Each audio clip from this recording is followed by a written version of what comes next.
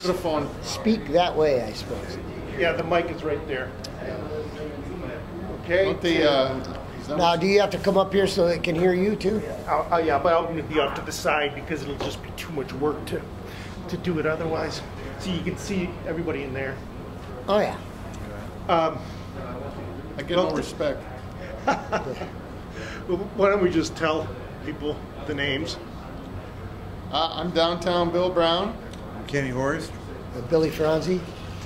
Kenny Horst is the owner of the AQ. I believe you're the founding owner, right? For 14 years. That's a long time. In 3 different locations. Amazing what a grown man will do, you know, to make a living or to not make a living. There you go.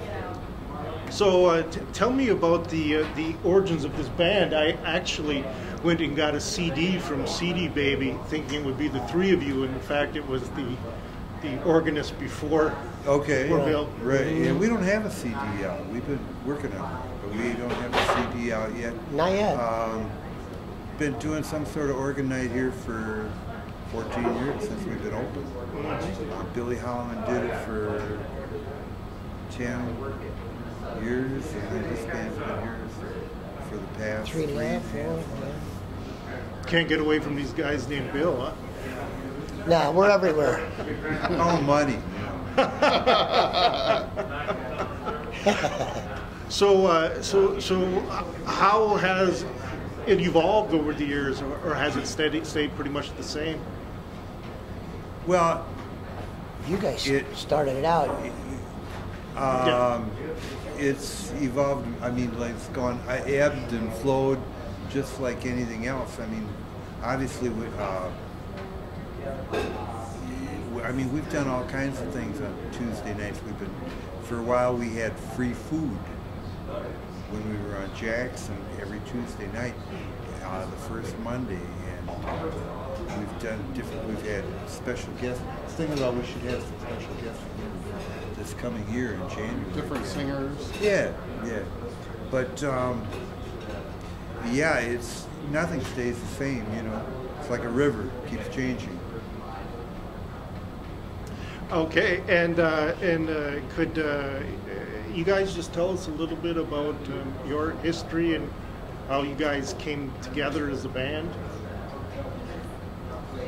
Well, I met Kenny years ago working at a music store, and I met him in the late '80s, and we used to just talk about things, and I rented him some organs years ago, and That was the first time I heard you play. Yeah, and for whatever reason, he liked kind of how I played, and I, but Billy Holloman was filling the chair for then, and I always thought that it would be a really neat opportunity someday, but I never really held my breath on it because I was doing other things, and everything just kind of aligned right, and I believed that Billy was leaving, and Kenny had called Billy Franzi and kind of like, well, who do we get, and somehow my name came up, and so I've been elected, and you're serving. Well, and Your sentence. And I haven't been fired yet, so either I must be doing okay, or there's nobody else around. But I've really enjoyed the opportunity to play here. It's just been tremendous. It's just made me a better player, and these guys are so fun. I'm playing with the best musicians, that I could be playing with. So I mean, what could be better? The funny thing is, I've known Franzi for at least 35 years. Yeah, long time. 35 years, and this is the first gig that we've ever had together. Done together. Well, we played a bass gig. Yeah. I subbed for Billy. With Billy Peterson on Birdsburg. But I've known Billy for 35 years, and this is the first gig we've ever had. It's the first time we've been in a band together. Yeah. Isn't that weird? I mean, we run into each other and all the time. See, knew each other, and never different. Not quite the same circles, but different circles. Right. Wow. Well, one thing you brought up earlier was about renting organs to Kenny for the Artist Quarter. Maybe you could just tell us what renting, what you do. Well, you know, try to make it short. When I was a young kid, my father owned a music store, and the music store back then sold music, or like records. And I remember listening to he brought home a little 45, Jimmy McGriff, All About My Girl, and so I've always loved the sound of the organ as a kid. And then once I finally got to play one, I had to have one. And next thing you know, I'm kind of buying and selling these things, you know, when everybody was dumping them, you know. That's what you were doing? Yeah. So, and I did it mostly for my own purpose. And I didn't even know he played. Yeah.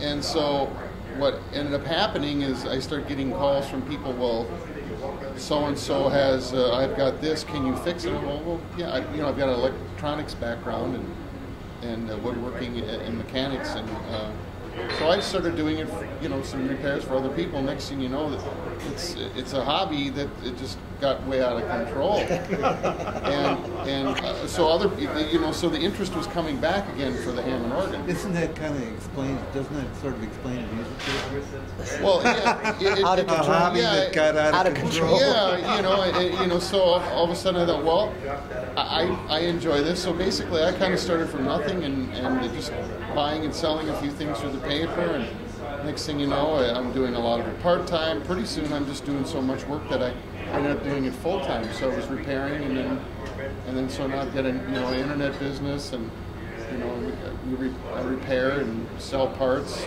literally all over the world, but it started out locally. First it started out small, and so I do that during the day with I've got another guy who helps me, and so it just kind of feeds on each other. It's kind of funny. It was nice that other people were interested too. So it all came back, and I mean you hear it on all kinds of music.